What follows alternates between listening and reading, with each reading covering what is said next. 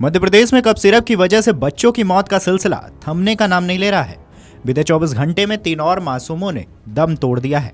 अब मरने वालों की संख्या का आंकड़ा 20 पर पहुंच गया है। छिंदवाड़ा में 17 तो वहीं दूसरी जगह बैतूल में 2 बच्चों की जान गई है।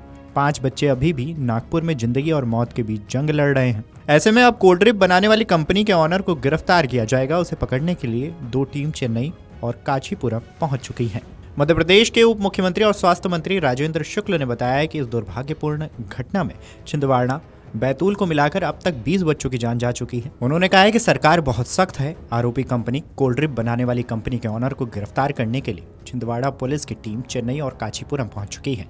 आईएनएस के हड़ताल पर जाने पर शुक्ल ने कहा है कि वो हड़ताल पर न जाएं, अपना काम करें।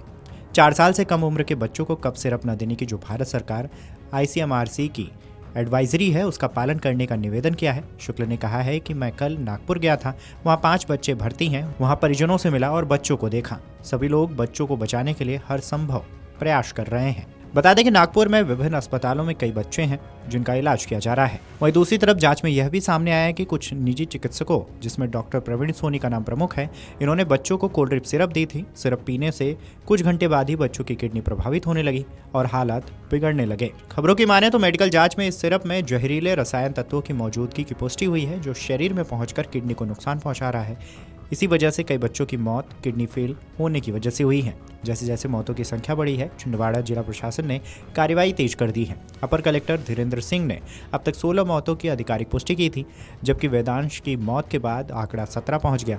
उन्होंने कहा है कि यह गंभीर स्वास्थ्य आपदा है, जिसे रोकने के लिए हर स्तर पर प्रयास किए जा रहे हैं। प्रशासन ने 5 मेडिकल स्टोर को सील किया है और संदिग्ध सिरप के सैंपल लैब जांच के लिए भेज दिए हैं। इसके अलावा गांव-गांव मुनादी करवाई जा रही है ताकि लोग किसी भी प्रकार की कफ सिरप बच्चों को न दें।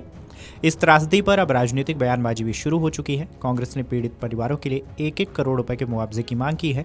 वहीं सरकार पर लापरवाही का आरोप लगाया है। तो दूसरी तरफ भाजपा ने कहा है कि जांच पूरी पारदर्शिता से की जा रही है और दोषियों को किसी भी सूरत में बख्शा नहीं जाएगा। छिंदवाड़ा जिले के कई गांवों में शोक और भय का माहौल है। जहां कभी बच्चों की हंसी गूंजती थी, वहां अब सन्नाटा और आंखों में आंसू हैं।